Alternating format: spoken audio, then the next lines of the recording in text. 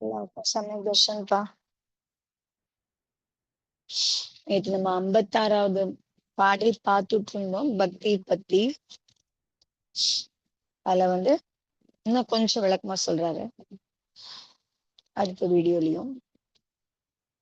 அதாவது பக்திங்கிறதுல போது அந்த மாதிரி பகவான் கிட்ட கேட்கறது, என்ன கேட்கறது, அதை பத்தி இன்னும் கொஞ்சம் விரிவா பேசுறாரு. அது தப்பில்லை அப்படிங்கிறதுக்கு, அந்த மாதிரி சொல்றது தப்பில்லை அப்படிங்கிறதுக்கும் இன்னும் கொஞ்சம் விளக்கமும் கொடுக்குறாரு.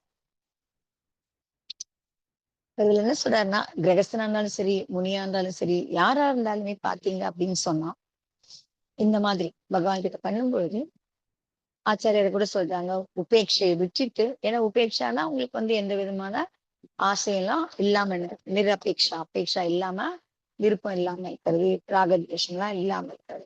சோ அதனாலதான் அவர் என்ன பண்றாரு, உங்களுக்கு வந்து நாசாகிர திருஷ்டி இருக்காது, மூக்கு முனையில அவருடைய பார்வை இருக்குது, அவர் எதையுமே பார்க்கறது இல்லை அப்படிங்கிறாரு. சோ அதனாலதான் ஆச்சாரியர் என்ன சொல்றாங்க, எனக்காக நீங்க வந்து உங்களுடைய உபேட்சா திருஷ்டியை விட்டுட்டு உங்களுடைய இதுவே எனக்கு செய்யுங்க, கருணை செய்யுங்க, உங்களுடைய கடமையை செய்யுங்க அப்படிங்கிற மாதிரிலாம் சொல்றாங்க. சோ அதுக்கு வந்து இதுல இருந்தும் தேவ பூஜை பாட்டுலாம் படிக்கணும், அதுல இருந்து ஒரு உதாரணத்துக்கு அதுக்கும் சொல்றாரு அவர்களால். அதுல வந்து பாத்தீங்கன்னா, இதுல வந்து பாத்தீங்கன்னா இது சித்தாந்த விஷயமே இல்லை, இது எல்லாமே உங்களுக்கு வந்து ஸ்ரத்தைக்கான விஷயம், நம்பிக்கைக்கான விஷயமா இருக்கு. நீங்க சித்தாந்தமா இருந்தீங்கன்னா இது எங்க போனாலுமே இதுல வந்து ஒன்றும் சொல்ல முடியாது, ரைட்டா தப்பா அப்படிங்கிற மாதிரி இதுல பேச முடியாது அப்படிங்கிறதுதான். ஏன்னா நீங்க அப்படியுமே வந்து யார் யார் வந்து நீங்க பக்தியில வந்து எந்த பகவானையோ இல்ல யாரையாவது வந்து நீங்க உங்க விருப்பம் போல அழைக்கிறீங்க, இது பண்றீங்க, பேசுறீங்க அப்படின்னு சொன்னா அது வந்து நாங்க சட்டம் போட்டுலாம் தடுக்கலாம் முடியாது அப்படிங்கிறாங்க. ஏன்னா அது வந்து ஒரு மனுஷனுக்குமான ஒரு சுதந்திரம் இருக்கு, அந்த சுதந்திரப்படி அவங்க வந்து அது செய்யலாம் அப்படிங்கிற மாதிரிலாம் வருமே தவிர உங்களுக்கு வந்து சட்டப்படியும் அதை வந்து உங்களால தடுக்கலாம் முடியாது அப்படிங்கிறோம்.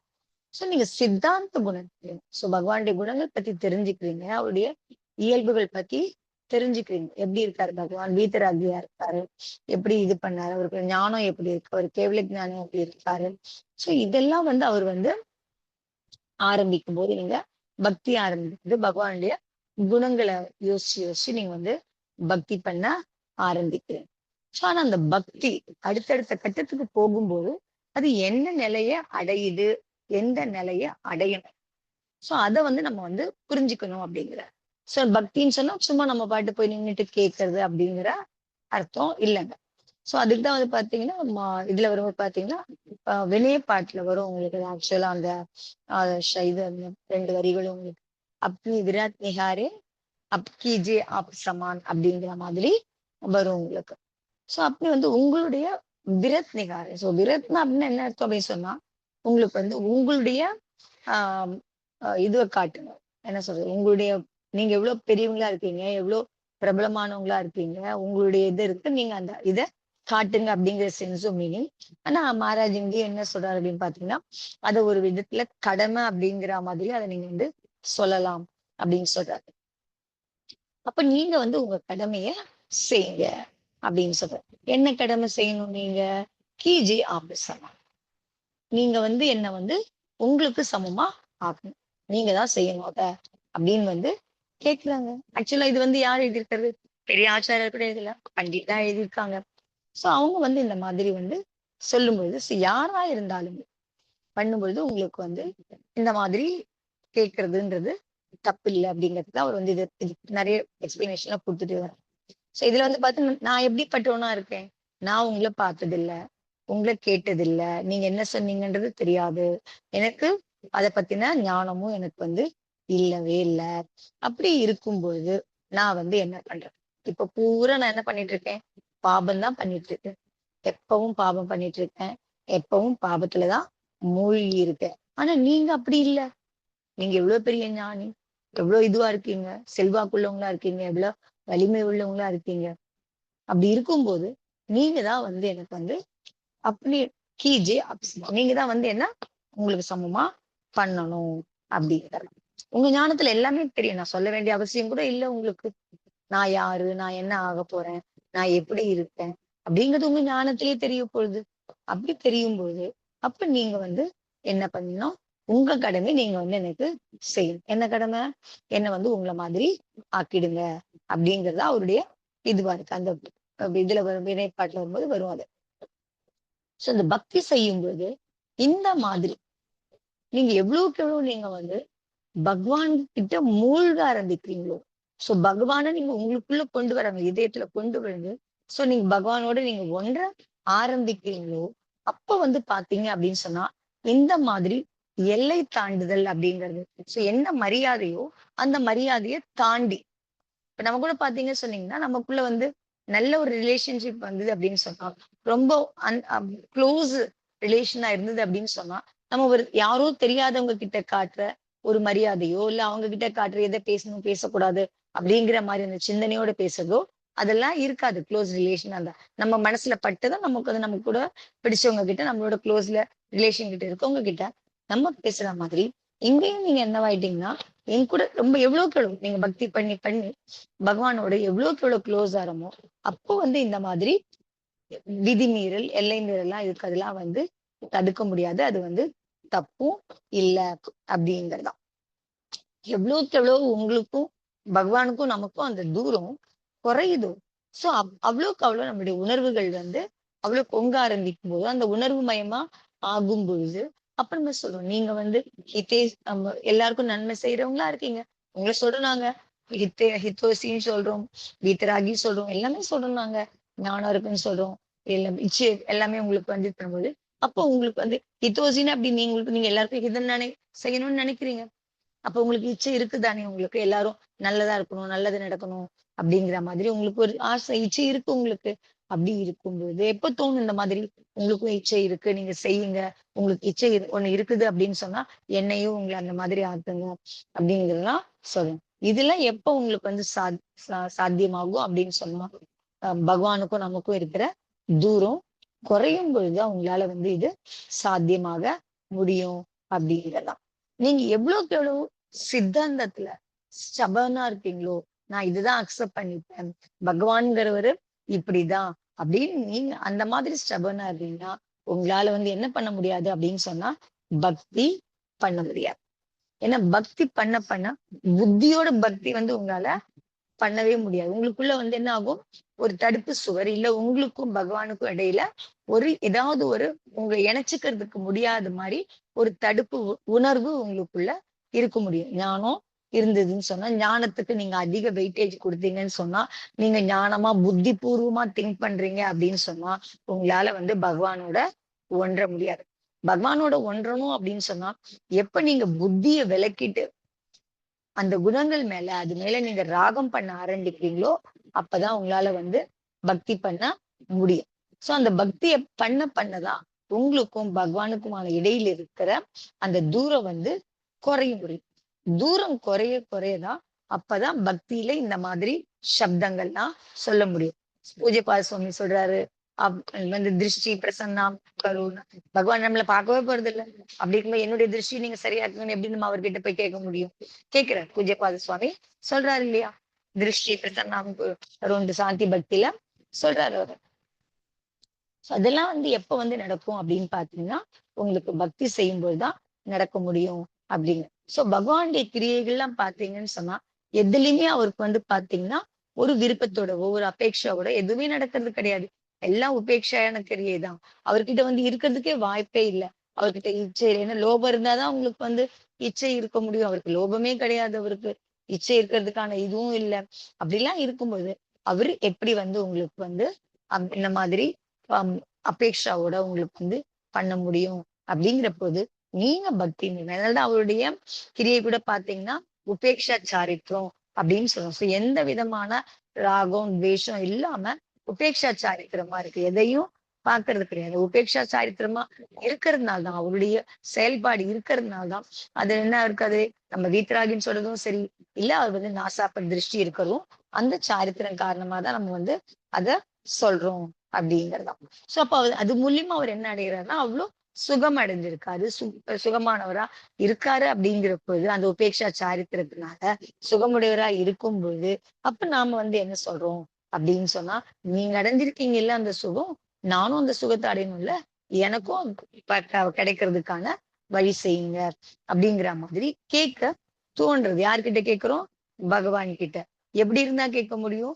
பக்தி இருந்தாதான் கேட்க முடியும். நீங்க ஞானியா இருந்தீங்கன்னா உங்களால அந்த மாதிரி பகவான் கூட பேச முடியாது அப்படிங்கறதா.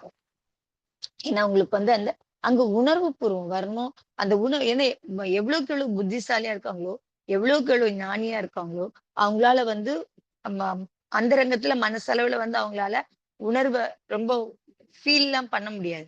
சோ ஒரு மாதிரி இருக்கும்.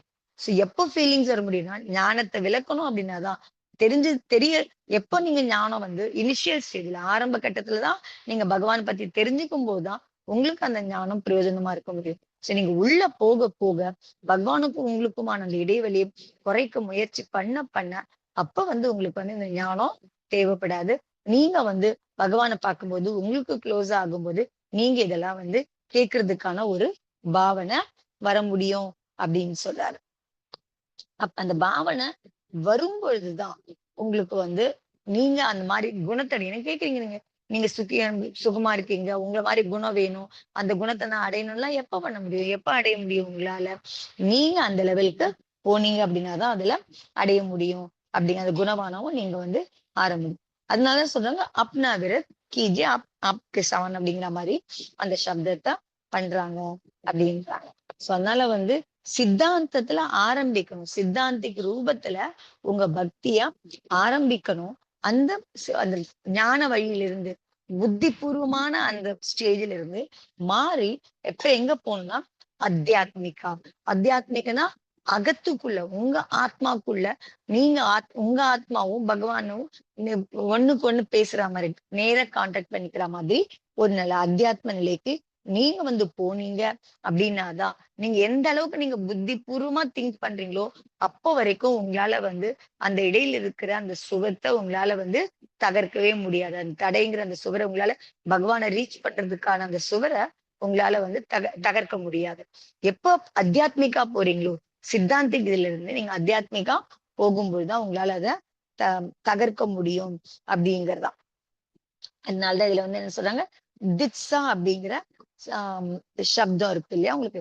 இது பாத்தீங்கன்னா இவர் எழுதியிருக்கிறது திட்சா தான். உங்களுக்கு கொடுக்கணும்ன்ற இருந்துதான் திட்சா தான். உங்களுக்குள்ள இச்சை இருந்ததுன்னா நீங்க எனக்கானது நீங்க எனக்கு தாங்க. என்ன தரணும்? என் மனசுல என்ன இருக்கோ அதை நீங்க கொடுங்க அப்படிங்கிற மாதிரி இவர் சொல்றாரு. சோ இந்த திட்சாங்கிற சப்தம் பாத்தீங்க அப்படின்னு சொன்னா விஷாபகாரத்துல கூட உங்களுக்கு கடைசி 2 பாடல்ல வரும்போது அந்த கடைசி இப்ப 39வது பாடல் 39வது பாடல் நினைக்கிறேன். அதுல உங்களுக்கு அந்த சப்தத்தை அவரும் அவருமே தனஞ்சய கவியுமே அந்த சப்தத்தை கையாண்டு இருக்காரு அப்படின்னு சொல்றாரு.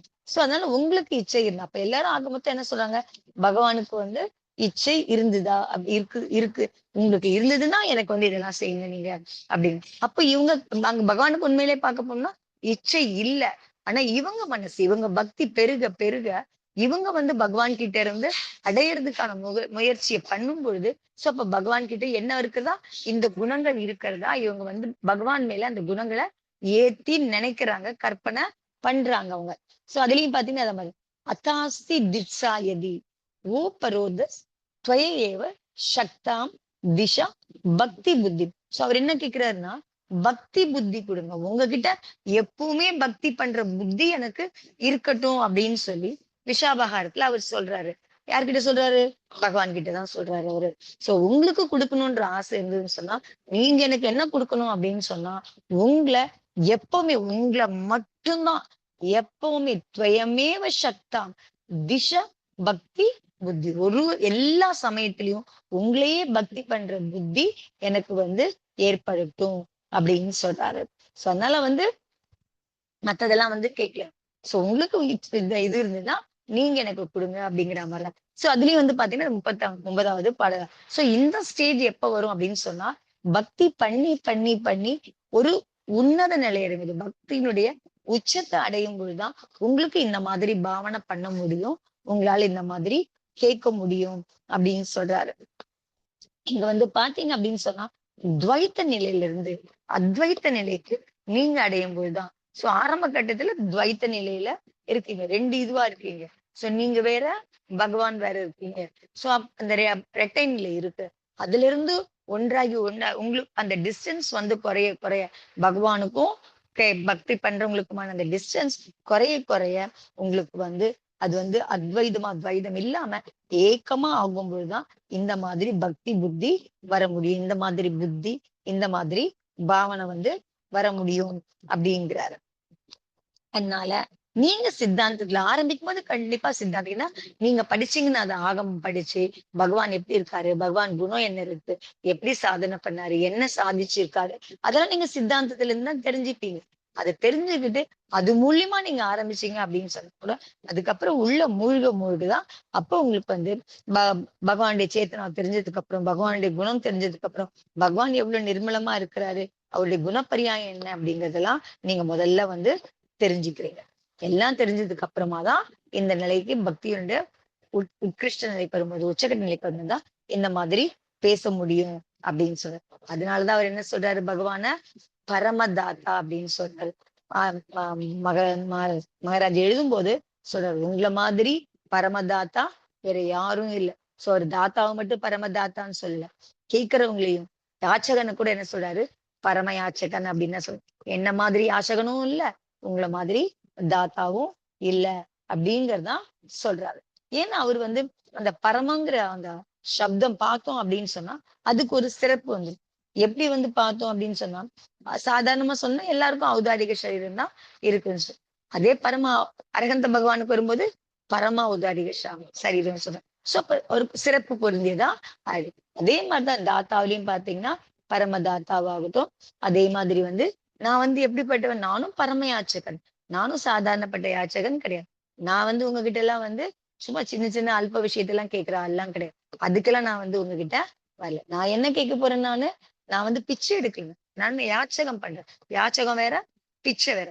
சோ பிச்சை எல்லாம் வந்து அல்ப விஷயத்துக்கு தான் பிச்சை எடுக்கிறேன். யாச்சகன் வந்து ஒன்ஸ் கேட்டுட்டோம் அப்படின்னு சொன்னா அதுக்கப்புறம் கேட்க வேண்டிய நிலையே ஒண்ணுமே இருக்காது. சோ அது பரம யாச்சகனா இருக்கேன். அப்ப நான் வந்து என்ன கேட்க போறேன் அப்படின்னு சொன்னா பரம விஷயத்தை தான் நான் வந்து கேட்க போறேன் அப்படிங்கிறது. என்ன பரம விஷயத்த கேட்கிறேன், ரெண்டு தான். ஒண்ணு நீங்க வந்து என்ன பண்ணணும், अपने आप को ही இது பண்ணிக்கிறது. நீங்க ஒண்ணு என்ன உங்களுக்குள்ளதான் ஆக்கிக்கோங்க, இல்ல நீங்க எனக்கானவனா ஆயிடுங்க. ரெண்டுதான் விஷயம். என்ன இருக்கு, ரெண்டுதான் பண்ணணும் நீங்க அப்படின்னு சொல்றாரு. இல்ல இல்ல வேற மாதிரி கேட்கணும்னா, ஒண்ணு நீங்க வந்து உங்களை மாதிரி என்ன மாத்திடுங்க, அப்னே ஜேசா பனா, உங்களை மாதிரி என்ன மாத்திடுங்க. அதை தவிர வேற ஒண்ணும் கேட்கறது எனக்கு வேற ஒரு ஆசையும்லாம் ஒண்ணும் கிடையாது. என்ன இருக்கு, இச்சையெல்லாம் ஒண்ணும் கேட்கறதுக்கெல்லாம் ஒண்ணும் இல்லை. அதனாலதான் தாத்தா உங்களை மாதிரியும் கிடையாது, என்ன மாதிரி யாச்சகனும் கிடையாது. எனக்கு வேற மாதிரி ஆசையெல்லாம் ஒண்ணுமே கிடையாது.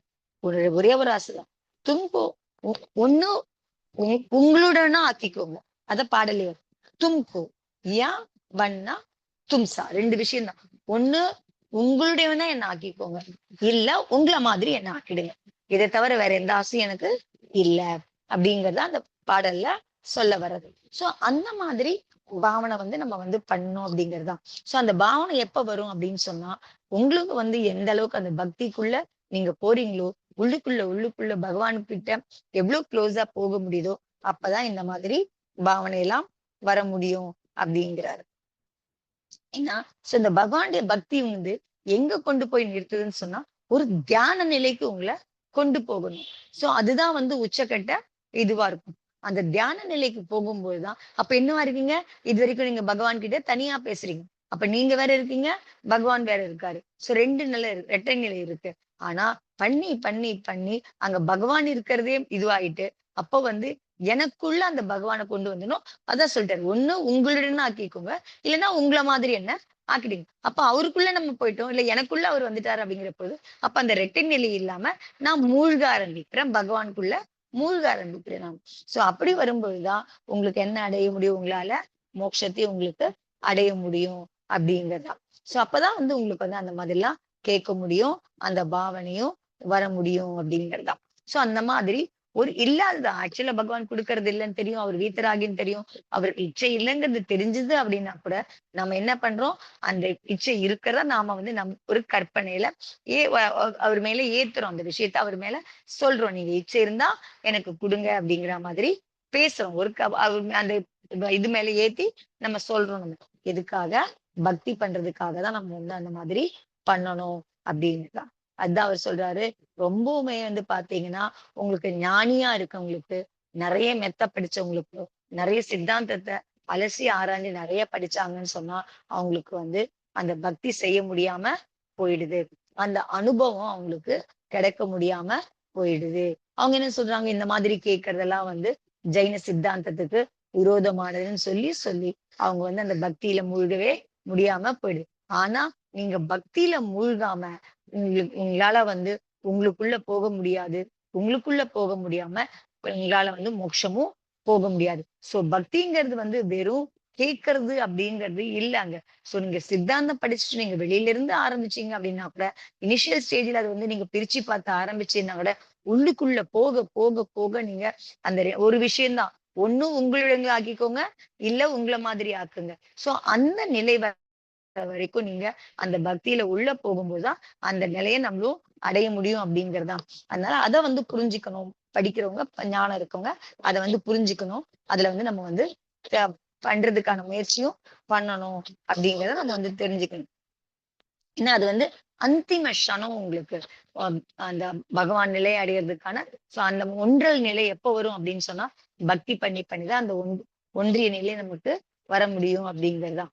அரகந்த பகவான் கூட பார்த்தீங்கன்னா, சித்த நிலையை அடையறதுக்கு முன்னாடி அவரும் அந்த மாதிரி ஒரு பக்திய அவர் பண்ணும்பொழுது தான், அந்த தியானஸ்த நிலைக்கு அவரு போகும்பொழுது தான், அந்த இதுல மூழ்கும்பொழுது தான் அவருமே வந்து சித்தனா வந்து ஆக முடியும் அப்படிங்கிறத நம்ம புரிஞ்சுக்கணும் அப்படிங்கிறதாம். ஞானம் கூட பார்த்தீங்க அப்படின்னு சொன்னீங்கன்னா, ஒரு அளவுக்கு தான் அது வந்து உதவி புரிய முடியும் உங்களுக்கு. எல்லாம் படிக்கிறீங்க, எல்லாம் தெரிஞ்சுக்கிறீங்க. சோ அந்த லெவலுக்கு தான் அது வந்து உங்களுக்கு வந்து சொல்ல முடியும் உங்களுக்கு.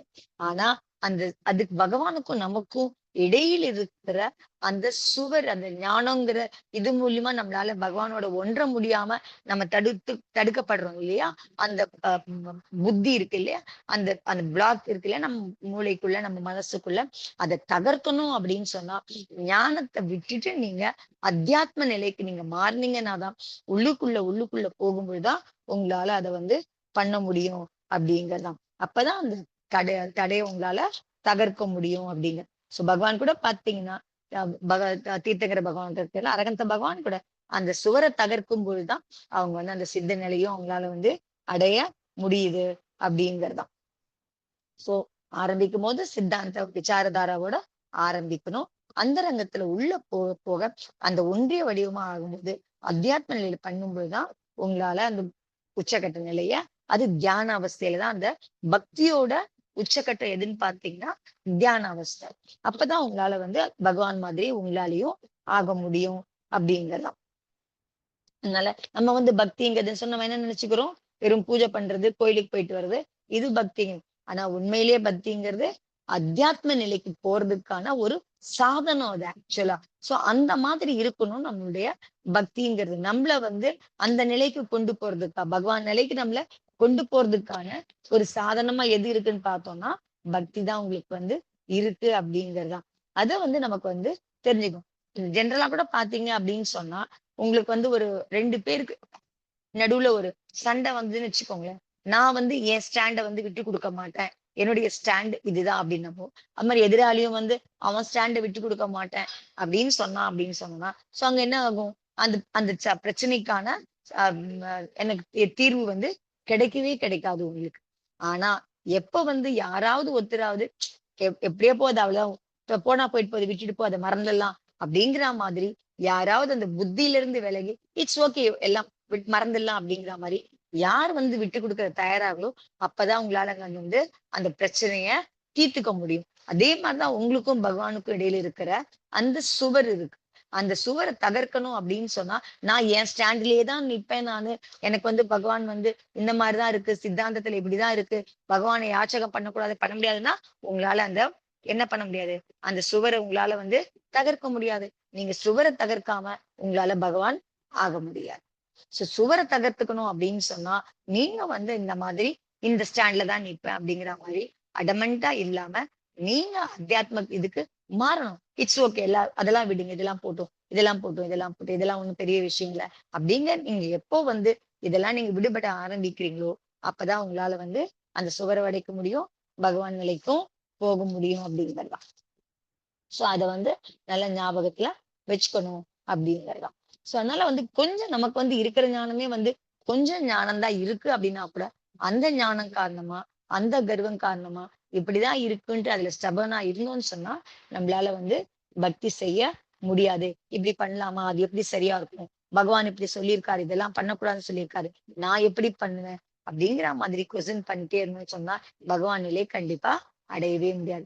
பகவான் நிலை ஆகணும்னு சொன்னா, நீங்க உங்களுக்குள்ள இருக்கிற அந்த அகம், ஞானங்கிற அந்த அகம் நீங்க மறந்தீங்கன்னா தான், நீங்க அந்த அகத்துல இருந்து வெளியில வந்தீங்கன்னா தான், உங்க அகம் எப்ப மறையுதோ, உங்களுடைய அந்த இது மாறுச்சு அப்படின்னாதான், அது உங்ககிட்ட இருந்து விடுபட்டது அப்படின்னாதான், உங்களால வந்து பக்தி பண்ண முடியும். அந்த அகம் இருக்கிற வரைக்கும் உங்களால வந்து நானு, என்னுடைய ஞானங்கிற அந்த புத்தி இருக்கிற வரைக்கும், அந்த அகம் இருக்கிற வரைக்கும் உங்களால பக்தி பண்ண முடியாது. என்ன மாதிரி பக்தி?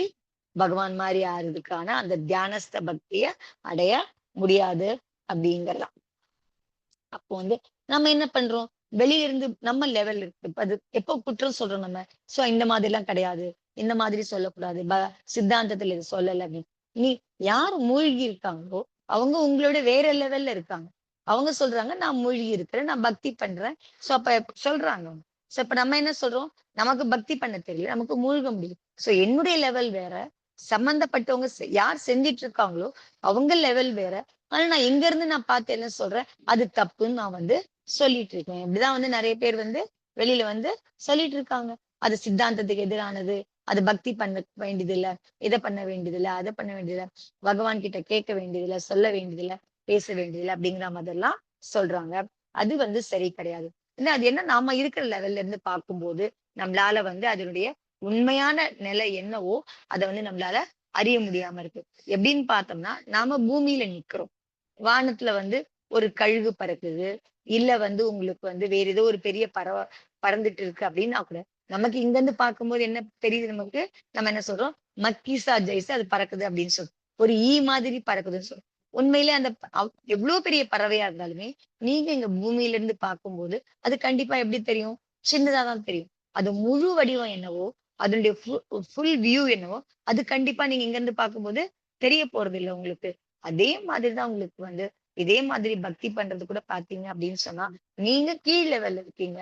சித்தாந்தங்கிற பேசிக்கிட்டு பக்தி பண்ணணும்னு நினைக்காம உங்க புத்திய வச்சுக்கிட்டு இருக்கீங்க. அப்படி இருக்கும்போது, அத தாண்டி அவங்க பக்தி பண்றதுக்கு ஆச்சாரியார் இல்லாம எல்லாருமே சொல்லியிருக்காங்க. சோ அவங்கலாம் சொன்னதெல்லாம் வந்து அவங்க பண்றாங்க. பக்தி பண்றாங்க. அது மூலியமா அனுபவத்துக்கு பண்ணும் பொழுது, அவங்க சொல்றாங்க அந்த மாதிரி பக்தி பண்ணுங்கன்னு சொல்றாங்க. ஆனா நீங்க என்ன சொல்றீங்க? அது தப்பு அப்படிங்கிறீங்க. சித்தாந்தத்துல படிச்சுட்டு இங்க கீழ இருக்கு. ஆனா அவங்க லெவல்ல அவங்க என்ன லெவல்ல இருக்காங்களோ, அந்த லெவலே புரியாம, நீங்க எந்த லெவல்ல இருக்கீங்களோ, உங்க லெவலும் புரியாம, இந்த லெவல்ல இருந்து அந்த லெவல் சரியில்ல அப்படிங்கிற மாதிரி சொல்லி. சோ ரொம்ப ஞானமா இருக்கவங்க பார்த்தீங்கன்னு சொன்னா, அவங்க பக்தாமர ஸ்லோகம் படிக்கிறதோ, ஸ்தோத்திரம் படிக்கிறதோ, இல்ல எல்லாமே எந்த ஸ்தோத்திரமா இருந்தாலும், அதெல்லாம் அவங்க வந்து படிக்கிறதே கிடையாது. ஏன்னு சொன்னா, பக்தாரமாகட்டும், கல்யாண மந்திரமாகட்டும், இல்ல விஷாபகாரமாகட்டும், எல்லாமே என்ன இருக்கு? ஏதோ ஒண்ணு கேட்கிற மாதிரி அதுல இருக்கு. அதனால நான் படிக்க மாட்டேன் அப்படின்னு. சோ அந்த மாதிரி பண்ணும்போது ஏன்னா அவங்க பெரிய ஆச்சாரியர். யாரும் ஒண்ணும் சாதாரணப்பட்டவங்க எழுதல அந்த ஸ்தோத்திரம்லாம். அவங்க அதுல மூழ்குறாங்க. அந்த பக்தி பண்ணும்பொழுது அந்த மாதிரி பேசுறாங்க. சோ பக்தி பண்ணும்போது அவங்க வந்து அந்த அந்த இதெல்லாம் தடுத்துக்கிறாங்க. நடுவுல இருக்க தடையெல்லாம் தடுக்குறாங்க. அப்ப அவங்க பகவானோட நேரடியான அனுபவத்துக்கான ஒரு நிலைக்கு போறதுக்கான முயற்சியில இருக்காங்க அப்படிங்கிற போது, பகவான் கிட்ட பேசுறாங்க. பகவானோட பேசும்போது, அப்ப சொல்றாங்க இந்த மாரிலாம். ஒண்ணு என்ன நான் எனக்கெல்லாம் எந்த ஆசையும் இல்ல. இப்ப நான் வந்து பண்ணிட்டு இருக்கேன். உங்கள பார்த்துட்டு இருக்கேன். உங்கள நினைச்சுட்டு இருக்கேன். எனக்கு வேற ஒண்ணும் ஆசை இல்ல. ஒண்ணு என் மனசுல இருக்கிறத நீங்க நிறைவேத்திடுங்க. என் மனசுல யார் இருக்கிறது? நீங்க தான் இருக்கு. ஒண்ணு உங்கள அ உங்களுக்கானவனா மாத்திருங்க. இல்ல உங்கள மாதிரி மாத்திருங்க. சோ அந்த லெவலுக்கு தான் அவங்க போறாங்க. அதுதான் அங்க வந்து கேட்கறதா இருக்கு. அது வந்து நீங்க வந்து சித்தாந்தத்துல கேட்கக்கூடாதுன்னு சொல்ற மாரி, அந்த சென்ஸ்ல அத வந்து எடுத்துக்க கூடாது அப்படிங்கிறதுதான். அது எப்படி இருக்கும் அப்படின்னு சொன்னா, இந்த மாதிரி நீங்க கீழ இருந்து பார்த்து, மேல பார்த்தீங்கன்னு சொன்னா, அதனுடைய ஒரிஜினல் இதுவே அதனுடைய சுய வடிவத்த உங்களால வந்து கீழ இருந்து பார்க்க முடியாது. நீங்க இருக்கிற லெவல் வேற, பறவை பறக்கிற லெவல், அது பறக்கிற வானம், அது எவ்வளவு தூரத்துல அது பறந்துட்டு இருக்கு, அந்த லெவல் வேற அது. சோ அங்க வந்து அது வந்து இத்துணூண்டு தான் தெரியுது எனக்கு அப்படின்னு சொன்னீங்கன்னா, எவ்வளவு கேலிக்குரியதா இருக்குமோ, அந்த மாரிதான் இந்த மாதிரி பேசுறதும் அப்படின்னு சொல்றாரு. அதே மாதிரி இன்னொரு இதுவும் சொல்றாரு. ஸ்தோத்திரம் பக்தாமரமாகட்டும் இதெல்லாம் இருக்கட்டும். அதை தாண்டி பாத்தீங்கன்னா பாத்திரகேசரி அப்படின்னு சொல்லிட்டு ஒரு இது இருக்கு. அதுலயுமே வந்து பாத்தீங்க அப்படின்னு சொன்னா, அதுல அவர் என்ன சொல்றாரு, அவர் பகவான் கிட்ட சொல்றாரு. நீங்க வந்து எதுவுமே செய்யலைன்னு சொல்றாங்க. உங்கள வந்து உங்கள புகழ்ந்து பண்ணாங்க, உங்கள ஸ்துதி பண்ணாங்கன்னு சொன்னா, அவர நீங்க சொர்க்கத்துக்கு அனுப்பி வைக்கிறீங்க. உங்கள நிந்தா பண்ணாங்கன்னு சொன்னா, அவர நரகத்துக்கு அனுப்பி வைக்கிறீங்க. ஆனா எல்லாரும் என்ன சொல்றாங்க உங்கள, நீங்க வந்து இந்த மாதிரிலாம் எதுவும் பண்றதில்ல. நீங்க உங்களுடைய இதுல தான் நீங்க வந்து இருக்கீங்க அப்படின்லாம் சொல்றாங்க. அது எப்படி இருக்க முடியும்? நீங்க உபேட்சாவா இருக்கீங்க. உங்களுக்கு ராகத்வேஷம் இல்லைன்னு சொல்றாங்க. எப்படி இருக்க முடியும்? நீங்க தான் அனுப்பி வைக்கிறீங்க. உங்கள ஸ்துதி பண்றவங்கள சொர்க்கத்துக்கு அனுப்பி வைக்கிறீங்க. உங்கள நிந்தா பண்றவங்கள நரகத்துக்கு அனுப்பி வைக்கிறீங்க. அது எப்படி சாத்தியமாக முடியும்? அப்படின்னு வந்து சொல்றாங்க. ஏன் வந்து அந்த மாதிரி இருக்கு அப்படின்னு சொன்னா, உண்மையிலேயே வந்து பார்த்தோம் அப்படின்னு சொன்னா, அவரு அனுப்பி வைக்கிறாருன்னா, அவர் நேரடியா அனுப்பி வைக்கல. நீ வந்து உட்கார்ந்து என்ன ஸ்துதி பண்ணுன்னா அனுப்பி வைக்கல. ஆனா, அவர் நிமித்தமா தான் அந்த விஷயம் நடக்குது. அப்போ பகவான் என்னவா இருக்காரு? நிமித்த கர்த்தாவா இருக்காரு. சோ பகவான் அங்க நிமித்த கர்த்தாவா இருக்காரு. ஸ்துதி பண்றவங்க சொர்க்கத்துக்கு போறாங்க, சுகங்கள அனுபவிக்கிறாங்க. நிந்தனை பண்றவங்க நரகத்துக்கும், திரியஞ்ச கதிக்கும் போய் துக்கப்படுறாங்க. அப்ப நீங்க தான் நிமித்த காரணம்னு சொன்னா, அப்ப நீங்க தானே செஞ்சீங்க அந்த விஷயத்த. உங்கள ஸ்துதி பண்றவங்கள வந்து சொர்க்கத்துக்கு அனுப்பிச்சுடுறீங்க. உங்கள நிந்தனை பண்றவங்கள இந்த மாதிரி பண்ணிடுறீங்க. சோ அந்த நிமித்தத்திலயும் பார்த்தீங்க அப்படின்னு சொன்னா 2 விதமா இருக்கு உங்களுக்கு. அந்த நிமித்தம் வந்து உங்களுக்கு என்ன மாதிரி பிரேரக் நிமித்தமா இருக்கா? இல்ல உதாசீன நிமித்தமா இருக்கா? ஆக மொத்தம் பகவான் என்னவா இருக்காருங்க? நிமித்த கர்த்தாவா இருக்காரு அப்படிங்கிறது. நீங்க அதே மாதிரிதான் உங்க செயலும் எனக்கு புரிய மாட்டேங்குது. ஒரு பக்கம் எனக்கு எதுவுமே இல்லைங்கிறீங்க, இது பண்றேன்றீங்க. ஆனா இந்த மாதிரி இந்த வேலையும் செய்றீங்க. சொர்க்கத்துக்கு அனுப்புற வேலை, நரகத்துக்கு அனுப்புற வேலை பண்றீங்க. நீங்க உங்கள்ல மூழ்கி இருக்கீங்கன்றீங்க. நான் என்ன புரிஞ்சுக்கிறது உங்கள? அப்படின்னு சொல்லிட்டு அந்த பாத்திர கேசரி அப்படிங்கிறதுல அந்த மாதிரி ஒரு அ இது எடுத்துட்டு வராரு. அந்த மாதிரி ஒரு சப்தம் கொண்டு வராரு. அந்த மாதிரி ஒரு பக்தி பண்றதுக்கான அந்த ஸ்லோகத்துல அந்த மாதிரி சொல்றாரு அவரு. அப்ப நமக்கு வந்து என்ன தெரிஞ்சிருக்கணும்னா, நமக்கு வந்து சித்தாந்தம் தெரிஞ்சிருக்கணும். என்ன மாதிரி தெரிஞ்சிருக்கணும்? கர்த்தா யாரு? காரணம் யாரு? உபாதானம் யாரு? எதுனால, எந்த இடத்துல, எது மூலியமா, என்ன மாதிரி விஷயம் நடக்குது? அது உதாசீனமா இருக்கா அந்த நிமித்தம்? பிரேரக் நிமித்தமா இருக்கா? இதுல பத்தினா அந்த கிளாரிட்டி, அந்த தெளிவு வந்து நமக்குள்ள இருக்க முடியும் அப்படின்னு. அப்ப வந்து எங்க உன்னாலதான் நடக்குதுன்னு சொல்லும்போது, அது என்ன விதத்தினால எந்த நோக்குல பகவான் அது உங்களால நடக்குதுன்னு நம்ம சொல்றோங்கிறது, உங்களுக்கும் அந்த ஞானம் இருந்ததுனா தான் இந்த நோக்குல சொல்றாங்கன்னு அத உங்களால கரெக்ட் சென்ஸ்ல எடுத்துக்க முடியும். இல்ல பகவான் வந்து சொர்க்கத்துக்கு அனுப்புறாரு, நரகத்துக்கு அனுப்புறாரு அப்படின்னு சொன்னோம் அப்படின்னு சொன்னா, உங்களுக்கு வந்து இத சித்தாந்தம் பத்தின சரியான தெளிவு இல்லன்னு சொன்னா, அப்ப என்ன பண்ணுவீங்க நீங்க? அத ஆட்சேபம். பகவான் எங்க அனுப்புறாரு? அவரு தான் வீட்டராகி. அவர் எதுவுமே செய்யறதில்ல. அவர் எங்க உங்களுக்கு இந்த மாரிலாம் செய்றாரு? அப்படிங்கிற மாரி. சோ உங்களுக்கு அந்த சித்தாந்தம் சரியா புரிஞ்சிருந்ததுன்னு சொன்னா, அப்ப எங்க வந்து உங்களுக்கு இதுவும் புரியும். அதுல அவர் சொல்லும்போது அவர் என்ன சொல்றாரு? அவர் நரகத்துல தூக்கி போட்டுறீங்க அப்படிங்கிறாரு. நரகத்துக்கு அனுப்பி வைக்கிறீங்கன்னு கூட சொல்ல அவர் அந்த பாடல்ல. அவர் என்ன சொல்றாரு? உங்கள நிந்தனை பண்ணுங்க. நரகத்துல விசிறி கடாசுறீங்க நீங்க. தூக்கி போடுறீங்க. என்ன பண்ண உங்க செயல எனக்கு புரிஞ்சுக்கவே முடியலையே! அப்படின்னு வந்து அவர் வந்து பேசுறாரு. சோ எப்படி வந்து பகவான் உதாசீன நிமித்தமா இருந்தாங்க அப்படின்னு சொன்னா கூட, அவங்களுக்கு வந்து எப்படி என்ன சென்ஸ்ல எடுத்துக்கணும். அப்ப அந்த பக்தியெல்லாம் பண்ணும்பொழுது அவங்களுக்குள்ள என்ன மாதிரி அந்த அம் இது இருக்கு அவங்களுக்கு. என்ன பாவனை இருக்கு. என்ன மாதிரி நிமித்தத்துல அந்த சப்தங்கள சொல்றாங்க. அத நம்ம எப்படி எடுத்துக்கணும் அப்படிங்கிறதையும் பார்த்துக்கணும் அப்படிங்கிறார். சோ பகவான் நமக்கு என்னவா இருக்காரு?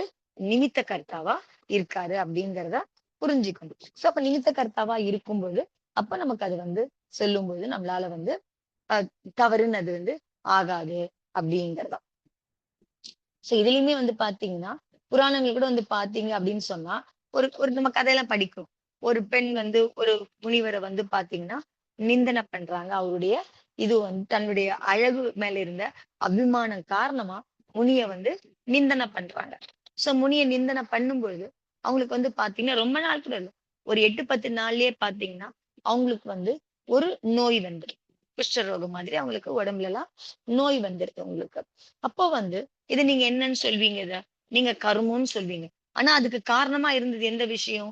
இவங்களுக்கு இருந்த அந்த தவறான பாவனை. அந்த தவறான பாவனை யார் மேல வைக்கிறாங்க? அந்த முனி மேல வைக்கிறாங்க. சோ அப்ப அவர் என்னவாகுறாரு? நிமித்தமா ஆறாரு அவர். சோ முனி வந்து எதுவுமே செய்யல. ஒண்ணுமே பண்ணல. ஆனா இவங்க பாவனைக்கான நிமித்தமா அங்க முனிவர் வந்து இருக்காரு அவரு. சோ அந்த நிமித்தம் காரணமா அவங்களுக்கு அந்த தப்பான பாவனை வந்ததுக்கு காரணமா இன்னைக்கு அவங்களுக்கு என்ன வருது? நோய் வந்திருக்கு. நீங்க சொல்லலாம் எல்லாமே வந்து கருமத்துக்கு சோ அப்ப கருமம் கூட உங்களுக்கு பலன் கொடுக்கும்போது வருது அப்படின்னா கூட சோ நிமித்தம் மூலியமா தான் அது கொடுக்க முடியும். சோ அந்த நிமித்தம் எப்படிப்பட்ட நிமித்தமா இருக்கு, நீங்க என்ன பண்ணிருக்கீங்க, அந்த எது மூலியமா அது உங்களுக்கு வந்து வெளிப்படுறதுக்கான இதுவா வருது அப்படிங்கிறதா. சோ எல்லாத்தையுமே நீங்க வந்து கர்ம நிமித்தம் சொல்லிட்டு போயிட முடியாது. சோ அதையும் புரிஞ்சுக்கணும் நீங்க அப்படின்னு சொல்றது. சோ இந்த நிலை வந்ததுக்கு எது காரணமா இருக்கு, முனிவர் அங்க வந்து உங்களுக்கு வந்து நிமித்த கர்த்தாவா இருக்காரு அப்படிங்கறதையும் நம்ம வந்து எடுத்துக்கணும் அப்படிங்கறதான். சோ அது காரணமா தான் அவங்க முனியதான் நிந்தனை பண்றாங்க. சோ அதுதான் உங்களுக்கு வந்து நிமித்தமா இருக்கு. சோ அப்ப யார் இருக்காங்க, அவரு காரணமா இவங்க மனசுல அந்த பாவனை, தீய பாவனை வருது. அது காரணமா அவங்களுக்கு வந்து நோய் வந்து வருது அப்படிங்கிற பொழுது சோ அவர் வந்து நிமித்தமா இருக்காது. சோ எந்த ஒரு காரியம் நடந்தது அப்படின்னா கூட நம்ம வந்து அதை பார்க்கணும். அது எந்த நிமித்தத்தினால, என்ன மாதிரி காரியத்தினால, என்ன காரணத்தினால, எந்த இடத்துல அந்த அந்த விஷயம் நடந்தது, அதனுடைய பலன் எங்க கிடைக்குது அப்படிங்கறதெல்லாம் நம்ம வந்து பாத்துக்கணும் அப்படின்னு சொல்றாங்க. ஏன்னா உங்களுக்கு கருமங்கிறது வந்து உங்களுக்கு வந்து ரிஃப்ளெக்ட் ஆகிற மாதிரிதான் அது காரணமா. ஆனா ஆல்ரெடி நீங்க ஒண்ணு பண்றீங்க, அங்க நிமித்தத்தை வச்சு நீங்க ஒண்ணு நடத்துறீங்க. சோ அதுக்கு ரிஃப்ளெக்டா தான் உங்களுக்கு வந்து கர்மா வந்து உங்களுக்கு வந்து பலன் கொடுக்கறதா வரும்போது நீங்க கர்மத்தை பிளேம் பண்ணி ஒண்ணு இல்லை. சோ அவங்க வந்து அங்க நிமித்தமா இருக்காங்க அப்படிங்கறத சோ நிமித்த கர்த்தாவா அவங்க இருக்கிறாங்க அப்படிங்கிற பொழுது நீங்க வந்து அத அந்த சென்ஸ்ல வந்து எடுத்துக்கணும். அப்ப நிமித்த கர்த்தாவே நம்ம என்னவா எடுத்துக்கிறோம், அவங்கதான் கர்த்தாங்கிற மாதிரி நம்ம வந்து சொல்றோம் அப்படிங்கிறதா. அப்ப நிமித்தங்கிறது எவ்வளவு உங்களுக்கு வந்து முக்கியமா இருக்கு அப்படிங்கறதா.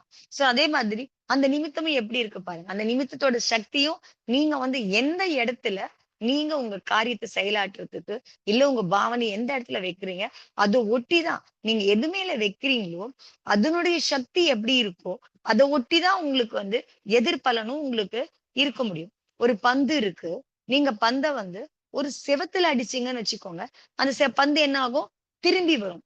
அப்ப யார் அந்த பந்து திருப்பி அனுப்புறது, செவருதான் உங்களுக்கு வந்து அந்த பந்த திருப்பி அனுப்புது.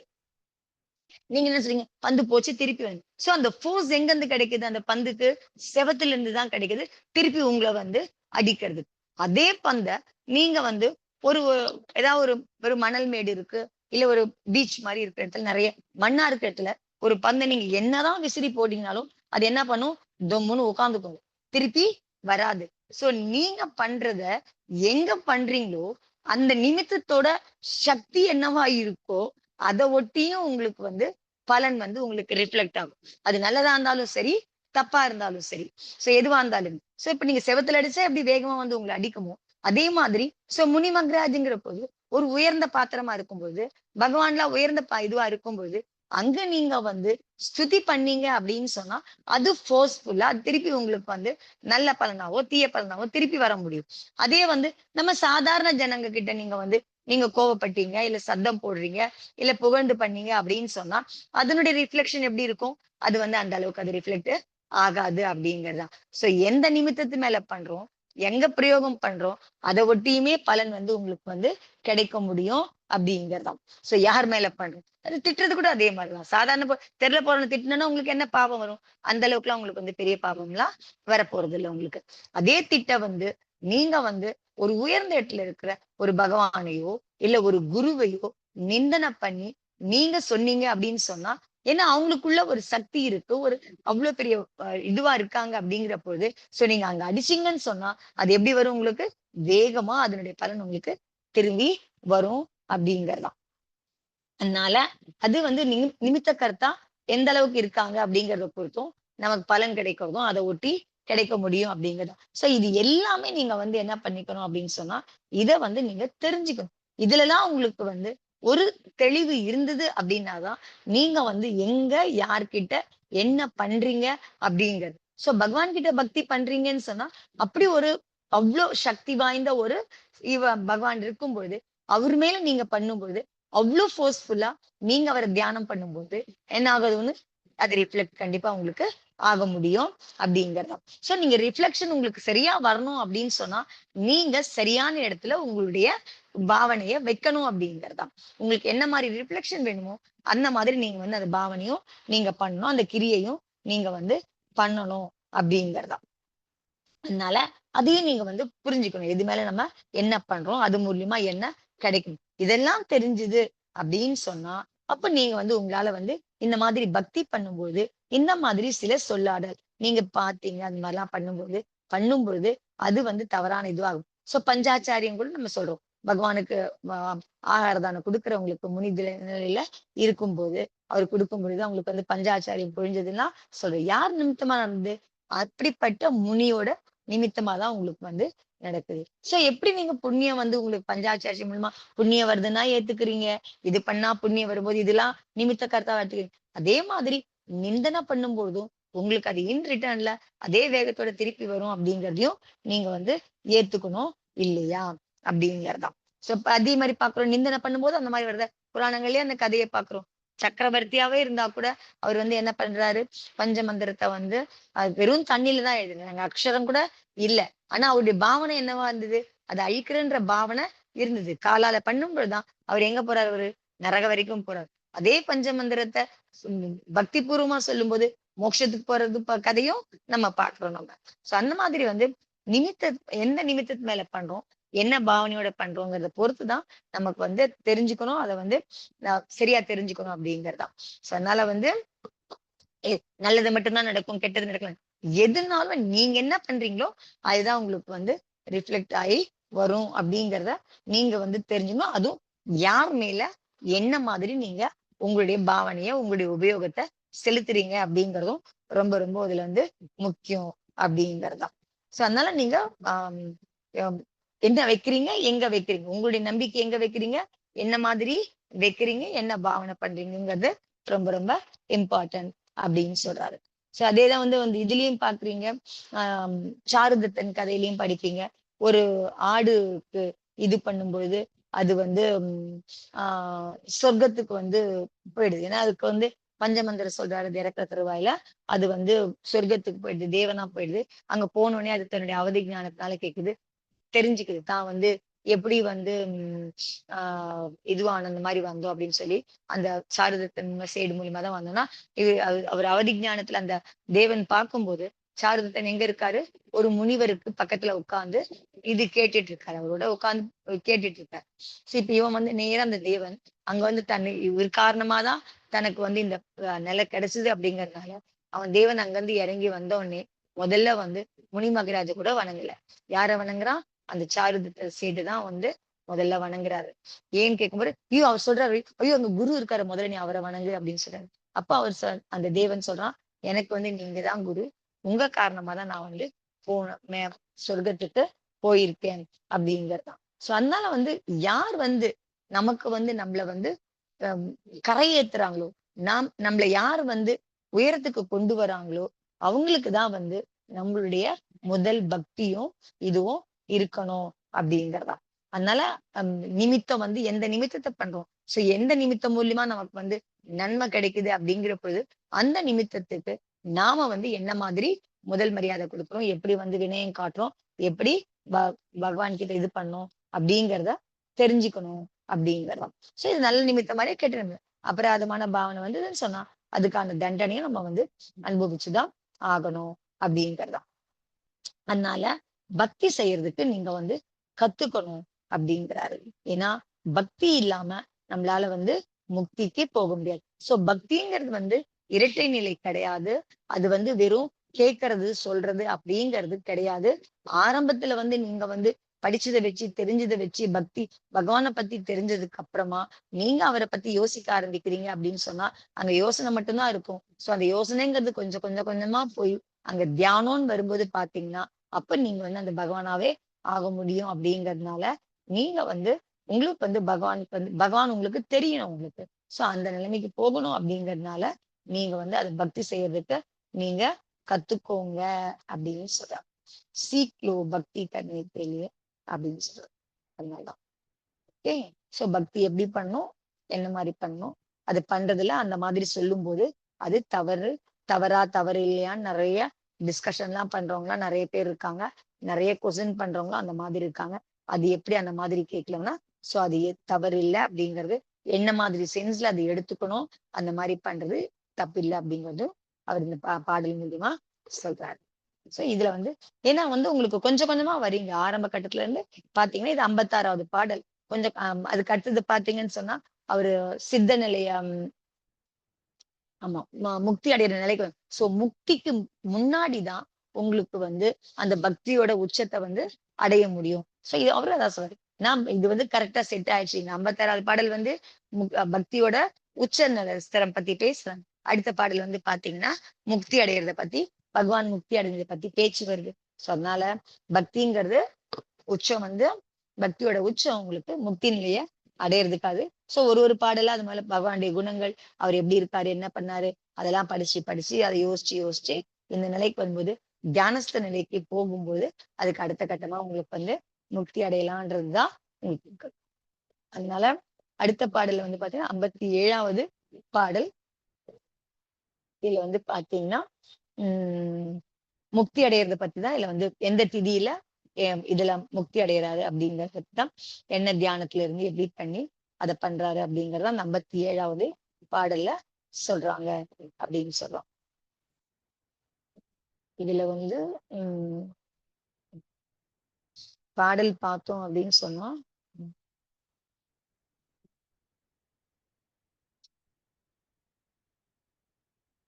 ஏவம் சதுர்தசதிதா வபஹிருத்தய யோகான் தியானாத் துரிய சுப சுக்ல வசாத் பிரமுக்தக பாவாபுர பிரமத பத்ம சரோவரஸ்தோ நிர்வாணம் ஆப்ய புவனஸ்ய சிரக பிரதஸ்தே. இது சமஸ்கிருத பாடல்.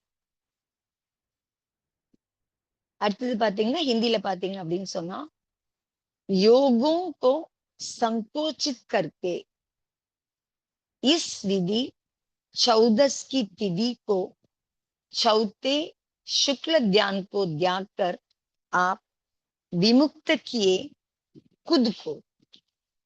पावापुर के पद्म सरोवर पर संस्थित प्रभु होकर के आप महानिर्वाण प्राप्त कर ठहरे लोक शिखर जाति. சோ இதுல என்ன சொல்றாங்க, இந்த மாதிரி சதுர்தசி திதியில யோகங்களை வந்து யோக நிரோகம், யோகத்தை சங்கோச்சம் பண்ணி 4வது சுப சுக்ல தியானம் பண்ணது காரணமா முக்தி அடைஞ்சிட்டு, முக்தி அடைஞ்சி இப்ப என்ன பண்ணிட்டு இருக்கீங்க, எங்க இருக்கீங்க,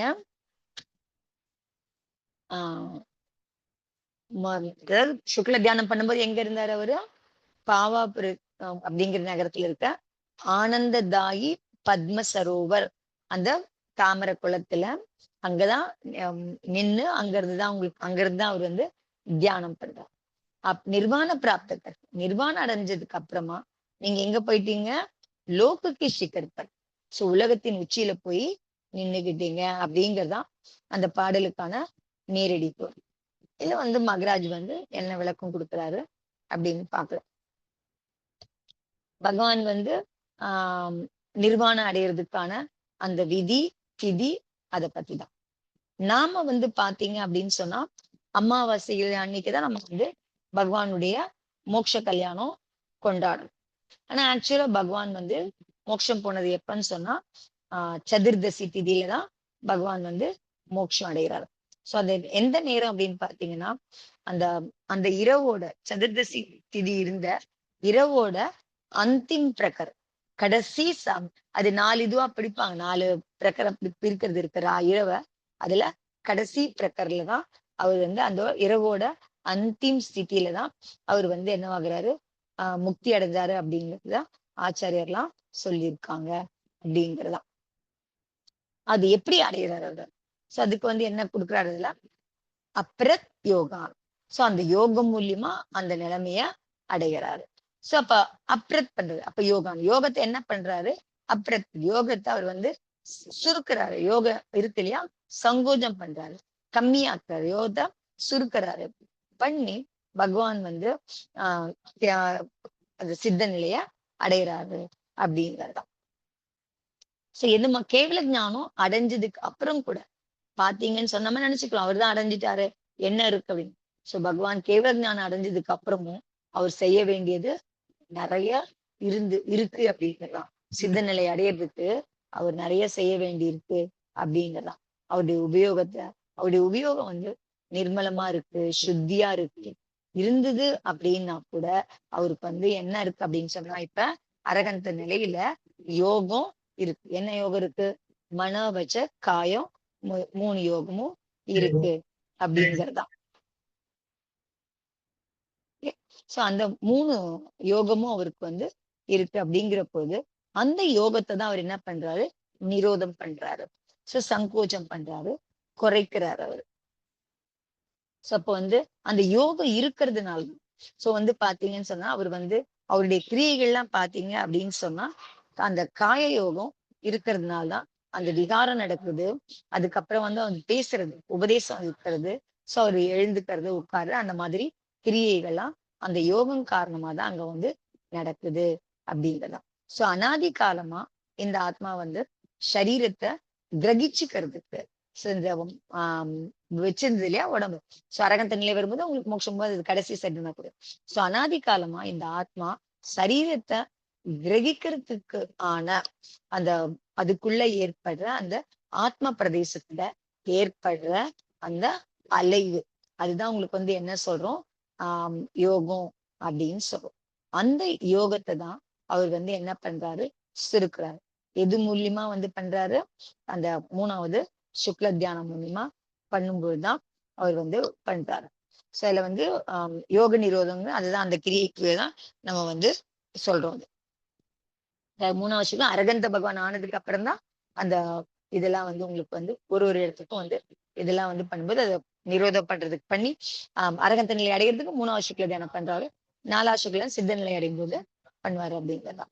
சோ அந்த கேவலிக நிலைமையை அடையும் போது அந்த ஆத்ம பிரதேசத்துல அந்த அந்த மூல சரீரத்துல அதுக்கு என்ன பண்றாங்க அப்படின்னு சொன்னா, அந்த யோக நிரோதம் பண்றதுக்கு முன்னாடி அவங்களுக்கு வந்து என்ன நடக்குதுன்னா அங்க சமுத்காதம் நடக்குது அப்படிங்கிறதான். சோ அந்த இந்த இதுல பண்ணும்போது சமுத்காதம் ஏன் பண்றாங்க அப்படின்னு சொன்னா, சமுத்காதம் பண்றது அப்படின்னு சொன்னா உங்களுக்கு வந்து என்னன்னா, உங்களுக்கு ஆத்ம பிரதேசம் வந்து உடல்ல இருந்து வெளியில பரவும். ஆனா உடம்புல இருந்து அந்த தொடர்பு வந்து அது வந்து விடுறது இல்ல அப்படிங்கறதுதான். ஏன்னா இன்னும் வந்து அரகந்த பகவானுக்கு என்ன இருக்குன்னா இன்னும் 4 அகாதி கர்மம் இருக்கு அவருக்கு. சோ அதனுடைய ஸ்திதி இருக்கு இல்லையா, அதனுடைய ஸ்திதியும் ஆயுள் இருப்பும் பாத்தீங்கன்னா 2ம் சமமா இருந்ததுன்னாதான் அந்த மாதிரி இது பண்ண வேண்டிய அவசியம் இருக்காது. ஒருவேளை வந்து அவங்களுக்கு வந்து அந்த 4 கர்மத்தோட ஸ்திதி வந்து அதிகமா இருக்கு, ஆயுள் வந்து கம்மியா இருந்ததுன்னு சொன்னா அது ஈக்குவல் பண்ணாதான் உங்களுக்கு அதை அழிக்க முடியும் இல்லையா, கழிக்க முடியும். சோ அதனால வந்து அப்ப பண்றதுக்காக தான் அவங்க வந்து என்ன பண்றாங்க, இந்த மாதிரி சமுத்காதம் பண்றாங்க அப்படிங்கறதுதான். சோ அது ஆயுளுக்கு ஈக்குவலா கொண்டு வருது அந்த கர்மத்தோட ஸ்திதிய ஈக்குவலா. ஏன்னா அந்த ஸ்திதி முதல்லயே கட்டினதுதான், இவ்வளவு கர்மம் இத்தனை ஸ்திதி வரைக்கும் இருக்க முடியுங்கிறத முதல்லயே அவர் கட்டி வச்சிருக்காங்க. சோ அரகந்த நிலை இருக்கும் போது 4 அகாதி கர்மம் அந்த ஸ்திதியில இருக்கு அப்படிங்கிற போது அதை வந்து அவங்க வந்து பண்ணணுங்க. அதுக்குதான் வந்து சமுத்காதம் வந்து நடக்குது அப்படின்னு சொல்றாரு. சோ அப்ப வந்து கேவலி பகவானுக்கு வந்து அதுதான் வந்து அதை செய்யறதுக்கான இது பண்ற. அது முதல்ல வந்த போது உங்களுக்கு என்னவா இருக்காரு? முதல்ல சயோக கேவலி. அப்ப அங்க யோகம் இருக்கு அவங்களுக்கு, இன்னும் அயோக கேவலியா மாறணும். சோ அயோக கேவலியா மாறினதுக்கு அப்புறமா அதுக்கப்புறமா உங்களுக்கு வந்து சித்த பகவானா மாறணும் அவரு. சோ அந்த அயோக கேவலியா ஆகுறதுக்கு தான் உங்களுக்கு வந்து பாத்தீங்கன்னா அந்த குணஸ்தானமும் வந்து பாத்தீங்கன்னு சொன்னீங்கன்னா 13வது குணஸ்தானத்துல இருக்கும்போது அந்த கடைசி நிலம் வரும்போது அதுக்கப்புறம் தான் அந்த 14வது குணஸ்தானம் வர்றது. சோ அங்கதான் உங்களுக்கு வந்து 13வது குணஸ்தானத்துல இருந்து 13வது குணஸ்தானத்துல இருந்து 14வது குணஸ்தானம் போகும்போதுதான் அந்த 3வது சுக்ல தியானம். சோ அரகந்த பகவானுக்கு முன்னாடி நான் முதல்ல சொல்லும்போது கொஞ்சம் தப்பா சொல்லிட்டேன். சோ அரகந்த பகவானா ஆகிறதுக்கு முன்னாடி 2 சுக்ல தியானம், அரகந்த பகவானா ஆனதுக்கு அப்புறமா 2 சுக்ல தியானம் பண்றாரு. சோ அரகந்த பகவானா ஆனதுக்கு அப்புறமா அந்த கர்மத்தை பண்ணும்போது அதுக்கு என்ன பண்றாரு? சமுத்காதம் பண்றாரு. சமுத்காதம் பண்ணிட்டு அதுக்கப்புறமா வந்து 3வது சுக்ல தியானம் பண்றாரு. சமுத்காதம் பண்றதுக்கு கூட அந்த 3வது சுக்ல தியானம் இது பண்ணாங்க. சுக்ல தியானம் பண்ணும்போது அவங்களுக்கு அந்த இதுவும் நடக்குது. சோ அந்த 3வது சுக்ல தியானம் பேரு நம்ம என்ன சொல்றோம்னா சூக்ஷ்ம கிரியா அப்பிரதிபாத்தி அப்படின்னு சொல்றோம். சோ அந்த அந்த சுக்ல தியானம் எப்படி இருக்குன்னா சூக்ஷ்ம வடிவுல இருக்கு உங்களுக்கு. சோ அந்த யோகம் வந்து முதல்ல வந்து பாத்தீங்க அப்படின்னு சொன்னா உங்களுக்கு பாதர வடிவுல இருக்கும். சோ அந்த பாதர வடிவுல இருந்து அந்த மன வச்ச காய யோகம்லாம் வந்து உங்களுக்கு வந்து சூக்ஷ்ம வடிவுக்கு வரணும். முதல்ல வந்து மனயோகம், வச்சன யோகம் அதெல்லாம் வந்து பாதரத்துல இருந்து சூக்ஷ்ம வரும். அதுக்கப்புறம் அது இல்லாம போகும். காயோகமும் அந்த மாதிரி பாதரத்துல இருந்து சூக்ஷ்ம வரும். இப்ப உங்களுக்கு என்ன இருக்கும்? வெறும் காய யோகம், அதுவும் சூக்ஷ்ம காயோகம் மட்டும்தான் இருக்கு. இந்த இந்த இது பண்ணும்பொழுது, அந்த 3வது சுக்ல தியானம் பண்ணும்பொழுது. ஏன் வந்து அவங்களுக்கு வந்து மனயோகம்லாம் இருக்கிறது இல்ல அப்படின்னு சொன்னா, அவங்களுக்கு வந்து மனயோகம் இருக்கணும்னு சொன்னா, சயோபசன ஞானம் இருந்தாதான் மனசோட அந்த பாவ இது இருக்க முடியும் உங்களுக்கு. மனயோகம்லாம் இருக்க முடியும். பாவம் காரணமா தான் வர முடியும். சோ அவங்களுக்கு அது இதுவே இல்லைங்கிற பொழுது, உங்களுக்கு அந்த இதுவே இல்லைங்கிற பொழுது அங்க மனயோகம் இருக்கிறதுக்கு அந்த பாவ மனம் இல்லைங்கிற பொழுது, சோ அங்க மனயோகமா அது வந்து போயிடுது அதுக்கப்புறமா உங்களுக்கு பண்ணும்பொழுது. அத பண்ணதுக்கு அப்புறமா வந்து உங்களுக்கு வந்து காய யோகம், சூக்ஷ்ம காய யோகம் மட்டும்தான் இருக்கு உங்களுக்கு. சோ அந்த கிரியை எல்லாமும் பாத்தீங்கன்னா உங்களுக்கு அவருடைய பொண்ணு ஜெயந்தி சூக்ஷ்ம கிரியா அப்பிரத்தி பாத்தி அப்பதான் வந்து உங்களுக்கு வந்து நடக்குது அப்படின்னு சொல்லுவாங்க. அங்க நடக்கும் பொழுது அந்த சூக்ஷ்ம கிரியா அங்க வந்து நடக்குது உங்களுக்கு. சோ முதல்ல மனமும் வச்சனும் அதெல்லாம் வந்து உங்களுக்கு வந்து நஷ்டமாயிடும். முதல்ல சூக்ஷ்மம் ஆயிடும். அதுக்கப்புறமா அது 2 யோகமும் இல்லாம போயிடும். அதுக்கப்புறம் காயோகம், சூக்ஷ்ம காயோகம் மட்டும் உங்களுக்கு இருக்கும் அப்படிங்கிறதான். சோ அந்த நிலையில இருக்கும் பொழுதுதான் உங்களுக்கு வந்து இந்த தியானம் வந்து பண்றாங்க. சோ சூக்ஷ்மமான அந்த தியானம் பண்ணும் பொழுது அவர் என்னவாகிறாருன்னா, யோக சயோக கேவலியிலிருந்து அயோக கேவலியா அந்த யோகம் இல்லாத நிலைய அடையணும் அவரு.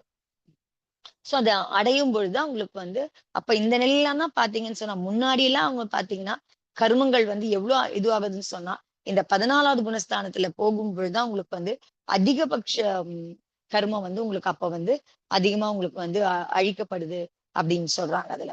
சோ அது சமுத்காதமும் பாத்தீங்கன்னு சொன்னீங்கன்னா இங்க வந்து பண்றது வந்து பாத்தீங்க அப்படின்னு சொன்னா அவருக்கு வந்து ஒரு சமயம் தான் உங்களுக்கு வந்து இந்த சமுத்காதம் அந்த கேவல இது வந்து பண்ணும்போது பண்ற சமுத்காதம் கேவல சமுத்காதம் பண்ணும்போது உங்களுக்கு ஒரு சமயம் தான் ஆகும். ஆனா பொதுவா சமுத்காதம் வந்து பாத்தீங்கன்னா நமக்கு வந்து 8 சமயம் ஆகும் ஒரு முழு சமுத்காதம் நடக்கணும் அப்படின்னு சொன்னோம். ஏன்னா உங்களுக்கு வந்து முதல்ல வந்து அந்த தண்டம், அதுக்கப்புறமா வந்து பாத்தீங்கன்னு சொன்னா அந்த இது வர்றது, அதுக்கப்புறமா வந்து 4 இது வரணும் இல்லையா உங்களுக்கு.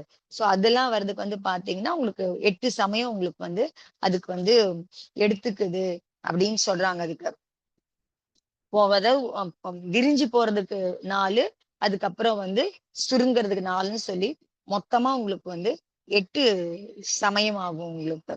ஆனா இங்க வந்து பாத்தீங்க அப்படின்னு சொன்னா இந்த இதுல பண்ணும்போது ஒரு சமயம் தான் உங்களுக்கு வந்து அந்த கேவல சமுத்காதத்துக்கு நடக்குது அப்படிங்கறதா. சோ அது நடந்ததுக்கு அப்புறமா இந்த தியானம் மூலியமா 3வது சுக்ல தியானம் மூலியமா அது சரி பண்ணதுக்கு அப்புறம் அது தியானம் பண்ணும்போது அந்த உச்சக்கட்டத்துல வரும்போது அவர் வந்து என்ன பிரவேசம் பண்றாருன்னா 14வது குணஸ்தானத்துக்கு பிரவேசம் பண்றாரு. அதாவது அயோக கேவலியா அவர் வந்து பிரவேசம் பண்றாரு. சோ இந்த அந்த இது பண்ணும்போது ஆனா 14வது இதுல வந்து பாத்தீங்கன்னா அவர் இருக்கிற நேரம் அப்படின்னு பாத்தீங்க அப்படின்னு சொன்னா ரொம்ப ரொம்ப குறைஞ்ச நேரம் தான். அதுவும் அந்த சமயத்துல வந்து முழுக்க முழுக்க அவர் வந்து தியானஸ்த நிலையில தான் இருக்காரு. சோ அந்த சமயத்துல அவர் பண்ற அங்கதான் வந்து என்ன பண்றாங்கன்னா 4வது சுக்ல தியானம் அங்கதான் பண்றாங்க. சோ அந்த சுக்ல தியானத்துக்கு பேர் வந்து பாத்தீங்கன்னா விபரத்த கிரியா நிவிருத்தி. விபரத்தனா இல்லாம போறது, அந்த கிரியையே இல்லாம போறது, நிவிருத்தி ஆகுது. சோ கிரியை இல்லாம பண்ணிக்கிறதுக்கு. சோ அந்த மாதிரி சூக்ஷ்மமா அந்த இடத்துல அது வந்து தியானஸ்த நிலை இருக்கும்போது அந்த 4வது சுக்ல தியானம் பண்ணும் பொழுது இருக்கிற எல்லா யோகமும் இது வரைக்கும் கிரியை நடந்துட்டு இருந்தது அரகன் தண்ணியில அந்த உடம்பு இருக்கும்பொழுது. சோ அங்க வரும்பொழுது அந்த அதை பண்ண உடனே அது எல்லாமே யோகம் எல்லாமே இல்லாம போயிடுது அப்படிங்கறதுதான். சோ அந்த அந்த நிலை பூரா உங்களுக்கு எவ்வளவு இருக்கு? தியானஸ்த நிலையில இருக்கு. அது அந்தர் முகூர்த்தம்னு சொல்றோம். ஆனா அந்தர் முகூர்த்தம் அப்படின்னா கூட ரொம்ப குறைச்சலான அந்தர் முகூர்த்தம் அது. அதாவது 5 குறில் எழுத்த நீங்க எவ்வளவு வேகமா சொல்றீங்களோ அத்தனை நேரம் தான் அந்த இடத்துல அந்த உயிர் வந்து அந்த 14வது குணஸ்தானத்துல இருக்கு. அயோக கேவலி நிலையில இருக்கு அப்படிங்கறதுதான். சோ அது வந்து அந்த ஆஇ ஊ ஏ ஆஇ ஊ ஏ அப்புறம் வந்து ஓ குறில் எல்லாமே குறில். சோ அதை வந்து நம்ம படிக்கிறது நம்ம வந்து லேட்டா படிக்கிறது இல்லை. எவ்வளவு சீக்கிரமா அந்த 5 குறியில படிக்கிறீங்களோ அவ்வளவு சின்ன அந்த குறைஞ்ச சமயத்துக்குள்ளேயே அந்த குணஸ்தானம் அவ்வளவு நேரம் தான் இருக்கு. அதுக்கு மேல அது இருக்கிறது கிடையாது அப்படிங்கறதுதான். சோ அந்த நிலையில தான் வந்து பாத்தீங்கன்னா உங்களுக்கு வந்து 85 கர்ம பிரகிருதி அப்பதான் உங்களுக்கு வந்து அழிக்கப்படுது அப்படிங்கறதுதான். சோ நான் எல்லா கர்மமும் அழிச்சதுக்கு அப்புறம் மொத்தம் 148 கர்மம், 85 கர்மம் அந்த நிலையில தான் அயோக கேவலி நிலையில தான் வந்து அவங்க வந்து அழிக்கிறாங்க. அதுக்கப்புறம் அவர் வந்து சித்த பகவானா ஆகி சித்த லோகத்துல வந்து போயிடுறாரு அப்படிங்கறதுதான். சோ அது மாதிரி பண்ணும்போது உங்களுக்கு வந்து இது மாதிரி இதெல்லாம் இருக்கு. சித்தலோகம் போனதுக்கு அப்புறமும் கொஞ்சம் வர்ணனை இருக்கு. சோ அது அடுத்த கிளாஸ்ல பார்க்கலாம் நினைக்கிறேன். எப்படி போறாரு, அது எப்படி வருது, அதுக்கப்புறம் அந்த சம்ஸ்கார கிரியை எப்படி பண்றது அப்படிங்கறதும் கொஞ்சம் பத்தி பேசுறாரு அவரு.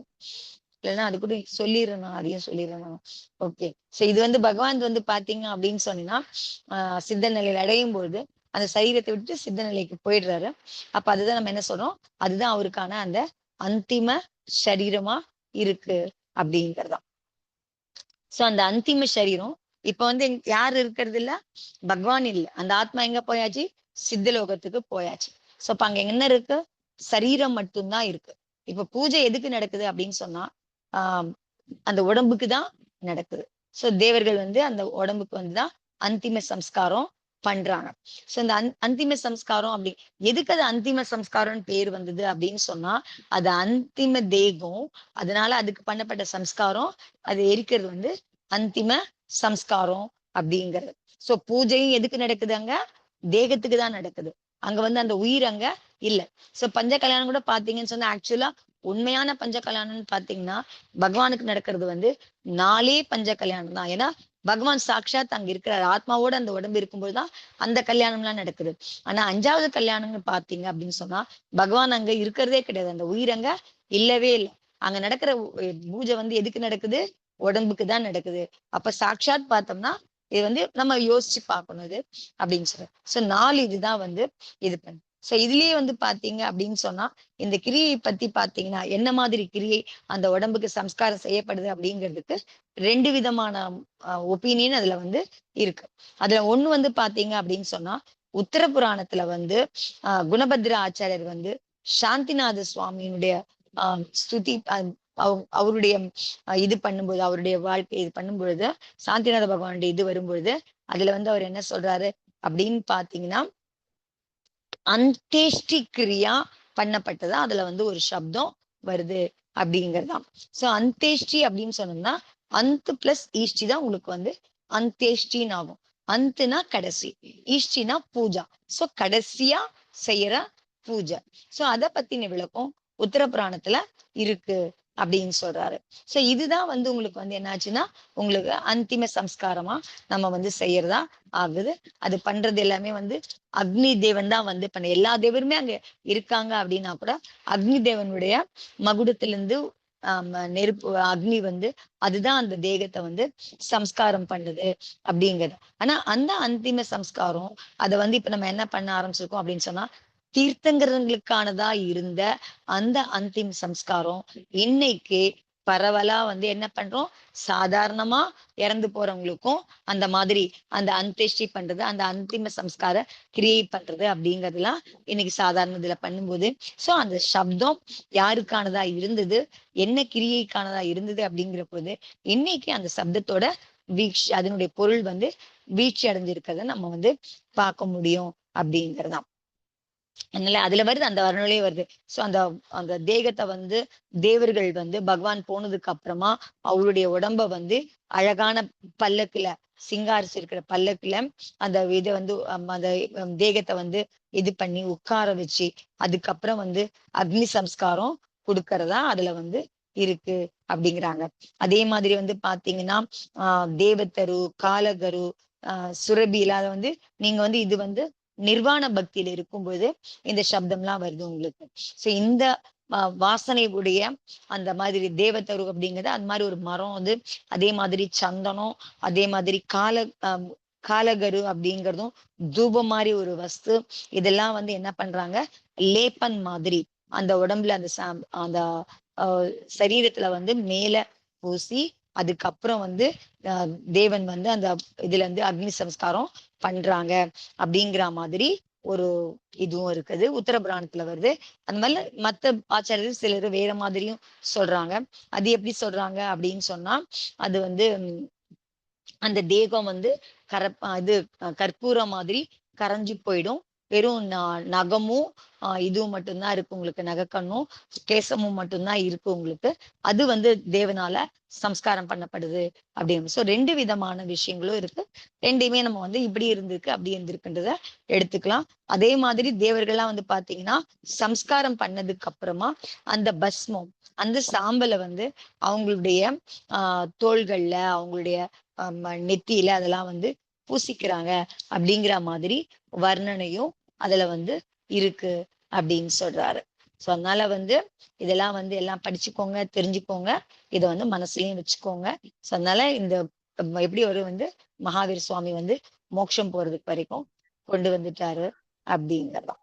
சோ அதனால இதை வந்து தெரிஞ்சுக்கோ, மோட்சம் போனதுக்கு அப்புறம் எப்படி இருக்கு, என்னென்னைக்கு எது பண்றோம் அப்படிங்கிறதா. அதனால அந்த 4 இது பண்றாங்க. சமத்காதம் பண்ணும்போது இங்க வந்து 2 இது வந்து பொதுவா சொல்ற சமத்காதம் வந்து பாத்தீங்கன்னு சொன்னா அந்த 8 சமயம் ஆகும் உங்களுக்கு அதுக்கு. அத வந்து அந்த தண்ட, பிரத்தர, கபாட, அப்புறம் லோகபூர்ண, அந்த மாதிரி திருப்பி ரிட்டர்ன் வரணும். லோகபூர்ண வந்து கபாட வரும், பிரதர வரும், திருப்பி தண்டை வந்து திருப்பி அந்த உடம்புக்குள்ள அது போயிடும். சோ அது வரைக்கும் அந்த உடம்போட தொடர்பு அந்த ஆத்மாவுக்கு இருந்துட்டே இருக்கும். இது ஜென்ரலா நடக்கிறது. ஆனா இங்க வந்து பண்ணும்போது கேவலி சமத்காதத்துக்கு ஒரு சமயம் தான் இருக்கு. சமத்காதம் பண்ணி, ஏன்னு சொன்னா அந்த கர்ம ஸ்திதியை வந்து ஆயுளுக்கு ஈக்குவலா பண்ணதுக்கு அப்புறம், ஏன்னா அப்பதான் அவங்க வந்து அழிக்க முடியும் அவங்களால. சோ இல்லைன்னு சொன்னா பண்ணிட்டு இருக்க முடியாது இல்லையா. அதுக்கும் தான் ஒரு உதாரணம் சொல்றேன். எப்ப வந்து ஒரு துணியை வந்து நீங்க வந்து என்ன பண்றீங்கன்னா, ஒரு பெரிய துணியா இருக்கு, இத்தனை மீட்டர் இருக்கு, அதை வந்து தண்ணியில் நினைக்கிறீங்க, அப்படியே குருணையாட்ட சுத்தி புழிஞ்சு அப்படியே வச்சீங்கன்னு சொன்னா அது காயறதுக்கு வந்து லேட் ஆகும். அதே வந்து நீங்க விரிச்சு விட்டீங்கன்னு சொன்னா சீக்கிரமா காஞ்சிடும். சோ அந்த மாதிரி ஒரு இதுலதான் உங்களுக்கு வந்து இந்த சமத்காதங்கிறதும் அந்த மாதிரி அந்த கர்மஸ்திதிய இது பண்றதுக்கு அந்த மாதிரி பண்ணி, அதுக்கப்புறம் அந்த 3வது சுக்ல தியானம் பண்ணி, அங்கிருந்து 14வது நிலைய குணஸ்தானம் அடைஞ்சு, அங்கிருந்து 4வது சுக்ல தியானம் பண்ணி சித்தலோகத்துக்கு பகவான் போயிடுறாரு அப்படிங்கறதான். சோ அதனால இதை வந்து ஞாபகத்துல வச்சுக்கணும் அப்படிங்கிறது. ஓகே. Thanks aunty. நல்லா இருந்தது. பக்தி பத்தி சொன்னது ரொம்ப நல்லா இருந்தது. ஏன்னா நம்ம வந்து பக்திங்கிறது வந்து வெறும் விவகாரமா நினைச்சிட்டு இருக்கோம். ஆனா பக்திங்கிறதா உங்களை முக்திக்கே இட்டுட்டு போறது அப்படிங்கறதா. சோ எவ்வளவுக்கு எவ்வளவு ஒருமை அதிகமாகுதோ அப்பதான் உங்களால வந்து முக்தி அடைய முடியும் அப்படிங்கறதா. நம்ம சாதாரணமா சொல்லுவோம் பக்தாமரத்துல அதெல்லாம் சொல்றாங்க. நம்ம சொல்லுங்க. அதாவது வேற எதுவும் வேணாம், எங்களை மாதிரி ஆக்கிடுங்க, அது நல்லா இருக்கு. அவர்தான் ஒரு விஷயம் தான். ஆமா, ஒண்ணு உங்களை ஆக்கிக்கோங்க, இல்லைன்னா உங்களை மாதிரி ஆக்கிடுங்க. 2 தான், வேற எந்த ஆசையும் கிடையாது. வேண்டாம் அப்படின்றது அதுல நம்ம இதுவா இருந்துட்டு அதையே பிடிச்சிட்டோம்னா போதும், அது மாதிரி ஆயிடலாம். கரெக்ட். அந்த பாவனை பண்ணிட்டே இருக்கதான் நம்மளால வந்து ஒன்ற முடியும். நம்மளால அது எவ்வளவு ப்ரீஷியஸ்ன்னு தெரிஞ்சுக்க முடியும், அந்த மகத்துவம் தெரிஞ்சுக்க முடியும். நம்ம பக்தியும் செய்ய தெரியல, இதுவும் பண்ண தெரியல, பூஜையும் பண்ண தெரியல, என்னவோ பண்ணிட்டு இருக்கோம். ஆனா அது நேமசாகர் மகாராஜ் சொல்றாரு, நீங்க விஷயம் தெரியாம பண்ற வரைக்கும் ஒரு பிரயோஜனம் இல்ல, சுத்திட்டு தான் இருக்கணும் அப்படின்னு அவர் ஒரு பக்கம் அதையும் சொல்லிட்டு இருக்காரு நேமசாகர் மகாராஜ். கரெக்ட். ஏன்னா நம்ம இதான் ஃபர்ஸ்ட் டைம் பண்ணல, நம்ம இது வரைக்கும் இது மாதிரி எத்தனை தடவை பண்ணிட்டு இருக்கோம், சரியா பண்ணாததுனால நம்ம வந்து பண்றோம், சுத்திட்டு இருக்கோம் அப்படிங்கறதா. கல்யாண மந்தத்துல அதான் அவர், நான் இது வரைக்கும் பார்த்தது இல்ல, பார்த்திருந்தா கூட நான் உங்களை இது பண்ணல, அதனால நான் இவ்வளவு கஷ்டத்தை அனுபவிக்கிறேன். அதுலயும் ஒரு எல்லாரும் பக்தி பண்றது அதுதான் சொல்றாங்க எல்லாரும். சோ நம்ம அதெல்லாம் வந்து சாதாரணமா எடுத்துக்கணும். நாம என்ன எடுத்துக்கணும், நம்ம லெவல்ல என்ன புரிதல் இல்ல அப்படிங்கறத நம்ம லெவல் எடுத்துக்கோம். ஆச்சாரியர் எல்லாம் ஏன் வந்து இந்த மாதிரி எல்லாம் சொல்றாங்க, ஏன் இப்படி எல்லாம் கேக்குறாங்க, இதே ஏன் போய் கேக்குறாங்க அப்படிங்கிற மாதிரி கொஸ்டின் எல்லாம் நமக்கு வருது. புரிஞ்சுதுன்னு சொன்னா இந்த மாதிரி கொஸ்டின்ஸ் வராது அப்படிங்கிறது. அடுத்த கிளாஸ்ல பாக்கலாம்ப்பா. சமய தர்ஷன் எல்லாருக்கும் சமய தர்ஷன்.